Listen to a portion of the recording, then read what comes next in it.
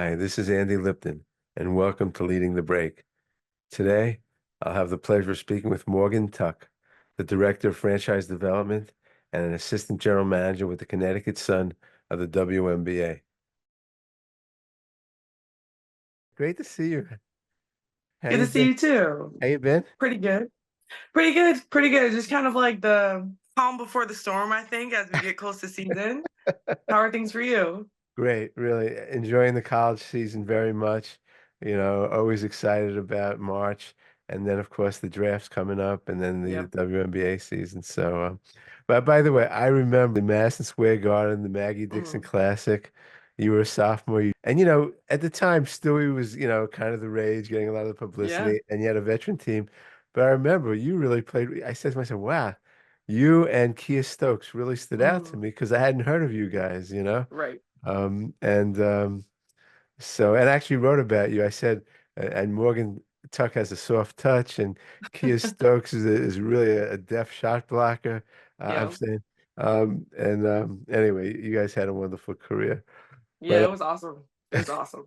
Morgan, you're the Director of Franchise Development and an Assistant General Manager with the Connecticut Sun of the WNBA. What does that entail? Talk about your job. Yeah, so it's kind of twofold, right? I have the longest job title I feel like ever. And so the franchise development is really our community relations department. And so I had that department, and then I have three other people that work with me for community relations, and that's kind of our general kind of give back outreach. We also have our youth development, which is a lot of our youth basketball initiatives that we're kind of expanding on. And then we have our Connecticut Sun Foundation that we do a lot with and kind of run that programming as well. And then lastly, we have our social justice platform, Change Can't Wait, that really kind of fits and falls under the other things, but with a little bit of a different focus. So the community side to me is like the fulfilling side where you feel like you're kind of making a difference, making a positive impact is kind of our overarching goal. So it's been really exciting, and that's the role that I got to come in with when I joined the Sun on this side. So it's taught me a lot about the business because obviously we're a little bit of a smaller staff, right, compared to like NBA teams. So even though I'm over community relations, I'm very involved with the other departments within the Sun. So it's been a really good learning opportunity, and I feel like it's been able to help me become like a real professional, right, not just an athlete. So that job has been really exciting. And then about a year and a half ago, I was able to add the role of assistant GM, and I work underneath our GM Darius Taylor. And so really, it's kind of either helping him with like information that he needs. I do a lot of the like administrative work or kind of like some of the grunt work a little bit. So it's kind of teaching me the business of the basketball side, or if it's like the player apartments or player programs is a big thing that I'm over, scouting, evaluation of like college players, international players, and really trying to, where Darius makes all the big decisions and I can just kind of help provide my input or look something up or find the information to help him make his decisions. But that side has been really, really exciting. I'm glad that I got the opportunity to do it. And it's always cool because obviously like that's more related to the player side. So I feel like I'm still really connected to basketball, which I think has made my transition a lot easier for me. Sounds like a lot of work, by the way. It is. I work a lot, and it's funny. I always tell the players like, "Oh, enjoy when you play because it's your work is gonna look a little different when you retire." So yes, I definitely work a lot, but it's definitely worth it. The programs you mentioned on the franchise development side, were those programs in place when you started? Have you built those up? Talk about the work that you've actually been doing there. Yeah, so our community relations department, it existed, but it was done by whoever did the public relations as well. So it was more focused around just like player appearances every now and then. And so when I came in, I was kind of tasked with like really establishing the department. So a lot of the programming that we do, it might not have been done before, but we try to look back at like the past, right? Like what was done and try to either build off of it. But a lot of the things that we do now, we've created, and my goal when I kind of came in was to make programs that could be recreated each year, right? Not that we have to, okay, now what do we want to do? What do we want to do, right? Like we can just keep building off of kind of our stable programs. And so one program that I really like and one that we've really established kind of early on and are doing now that wasn't here before is our basketball for free program. And so that's, we go into, we kind of do our research and look at the market and kind of see where we need to target these clinics. But the point is to give kids that maybe can't afford to do a paid camp or a paid clinic a really good experience with a professional team. And so the focus of that also is kind of access to basketball. So like we go in, we run like an hour clinic. Usually it's at like a Boys and Girls Club or like a YMCA, and then we give them like a T-shirt, kind of a swag bag, and then they get to take home a brand new basketball, right? So to say That, like, okay, you don't need a gym to be able to work on your game, right? Like all you need is a basketball and you're good.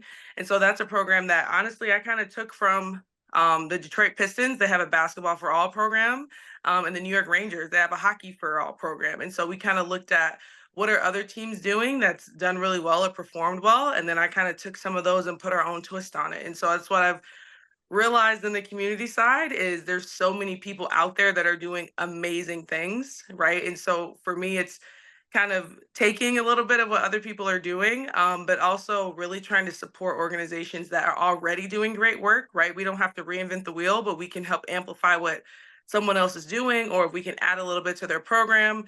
So I think that's kind of how the approach that I've taken is like really leaning on the community. that's awesome. So give me an example, like how often do you guys go out to community groups and run clinics? Our kind of goal is like minimum 4 times a month, right? So we're getting out Yeah. of the office on the ground once a week, but we average over the past year like 6 to 7 per month. So we get out pretty often. And it's a range, right? It could be from our youth basketball. That's like our biggest thing, right? Like we're a basketball team and we feel like we can use basketball as a tool to make a good impact. So those we're at least doing like 4 to 5 a month, right? As we get out there and as our team kind of expands, I think that'll increase. But we, for the most part, we get out there pretty good. And I'd say now we're increasing it a little bit more because we're trying to branch a little bit further into Connecticut, a little more widespread, getting up into the kind of Bostonish area and into Providence. So, like this upcoming weekend, we have something each day. We're hitting from Boston to Greenwich to Hartford, back up to Boston. So we're all over the place. That's great. I mean, kids never forget those kind of experiences. Never. I Yeah. mean, to meet a professional basketball player, to somehow meet an organization that's professional, that's huge. When you're a kid, it's something you just never forget. Yeah. And I When I think was a it's kid, cool too, because you don't think it's that big of a deal, right? But like you said, it is, oh, it's right? They huge. remember it.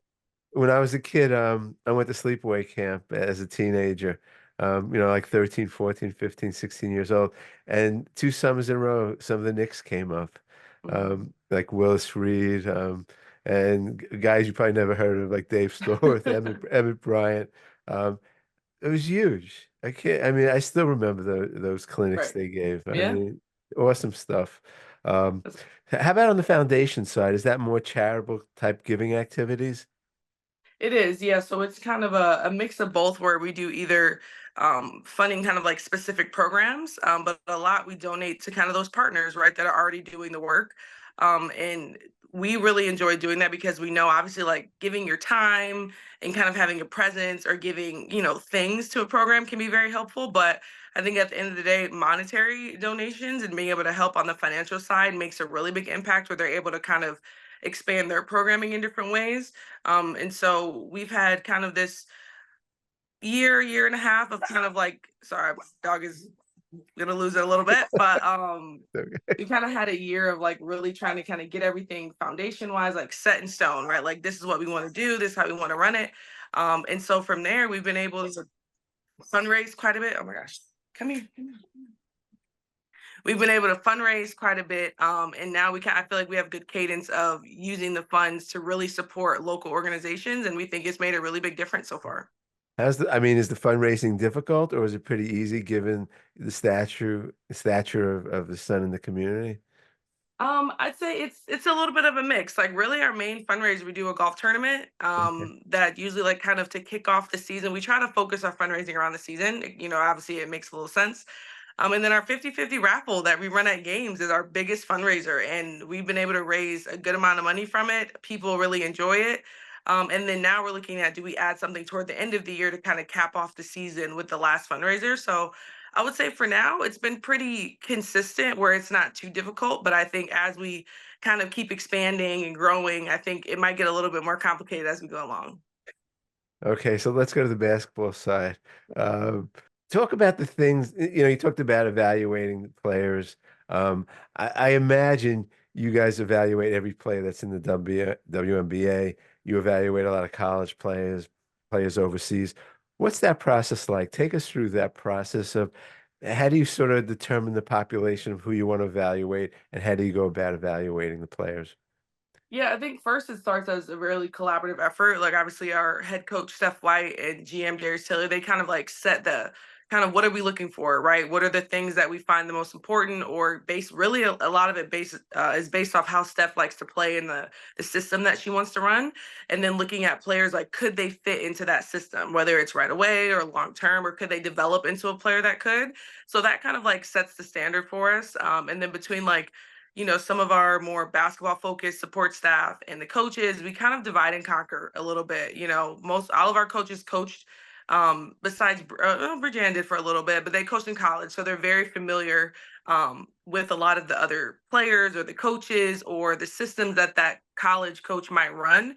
And do we think that'll translate? And then Bridget played overseas for a really long time. So she really helps with the international players as well because she knows like, okay, is the league that they're playing in competitive, right? Or, are they getting the right things from the coaches and stuff like that? So we really lean on people's experience that they've had to help us kind of dwindle down the amount of players that we actually need to watch, right? Because it's so many, but a lot of it's just putting the time in and watching a ton of games, Yeah. right? Like it's just trying to see who's out there. Obviously, the Caitlin Clarks, Cameron Brinks, Angel Reese's, those are like we know about them, right? They're not hard to find info about, but then we really try to look and see like who are those people that maybe aren't the star player, but that could be a really good pro.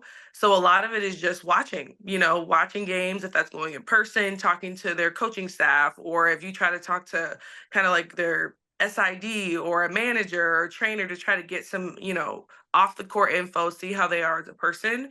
But the biggest thing I'd say is we spend a lot of time watching games, myself, and then his name is Peter Feeney.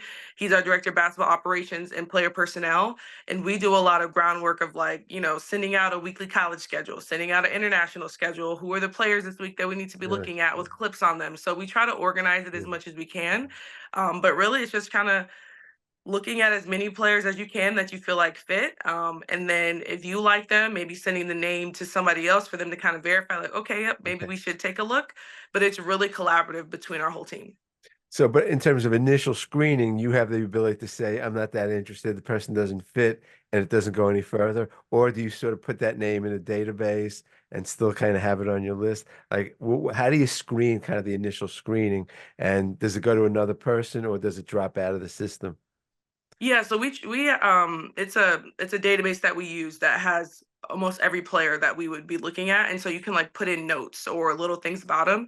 Okay. So I think even if you might think, okay, yeah, they're not good enough to be in the league, right? I think it's we never just drop them off. I think it's Gotcha. always good to have more info, or if something changes and you want to take a look back at them. But usually it's like, say if I was to see a player that I really liked, I would send that usually to Darius, our GM, and Peter to be like, hey, like, what do you guys think?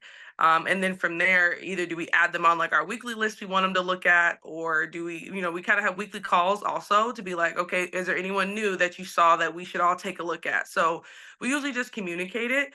But normally it's pretty, I wouldn't say easy, but it's pretty clear usually if it's someone that we should be looking more into. And then there's a few that are like on the bubble, right? Where some of us might like them, some of us might not, or some of us think they have a little bit more potential.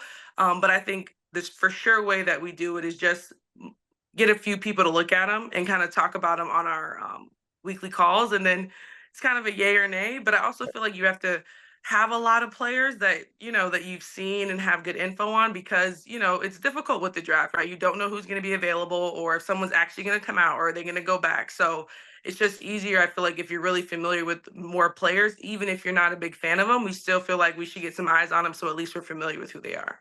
So let me give you an example of some player who I can't believe no one picked up for many years. Rebecca Gardner. Watched her play 2 years ago with the Sky. I thought she was Mm-hmm. terrific. And she was tough too. I Yeah. mean, and I'm thinking, how did the WNBA not see this woman for like 10 years? She Yeah. played overseas. She probably played with a lot of players in the WNBA. How did someone like that get overlooked so long? Yeah, I think sometimes it's the situation, right? Or it could be maybe when she was in college, she just, wasn't as dynamic and she was a little bit of a late bloomer. Or some people are just a better pro. And when you've played overseas for a long time, you're playing against really great players over that extended period. Where I think when you're seen by the right person, or maybe that person that sees like, maybe she has some potential. Because one thing I know that happens is when you have a player that's never been in the league, right? You're kind of like, is there a reason why they haven't been in the Right. league, or they've Yeah. just been overlooked? So I think for players like that, and I think she's like a perfect story of like, Yeah. it really just takes the right person to see something in you, and then now her value is really high. Like a lot of teams want her. She's Yeah. really, really good. And so I think it could be late bloomer, didn't get the exposure or the eyes on her that she maybe deserved to get. But I'll say she made the most of her opportunity. It maybe took her a little bit longer to get there, but she was a seasoned pro and she showed that, and she's consistently shown. That's why I hate that she got injured in the offseason, Right. but she really showed that, she's a great player who deserves to be in the league, and probably deserved to be in the league a long time Yeah. before she did. No, I was like, I think it was almost 10 years. Like Yeah. she, I'm like, how did people overlook her? I was like, I Hmm. was astonished. But it's a huge population of players that you got to evaluate.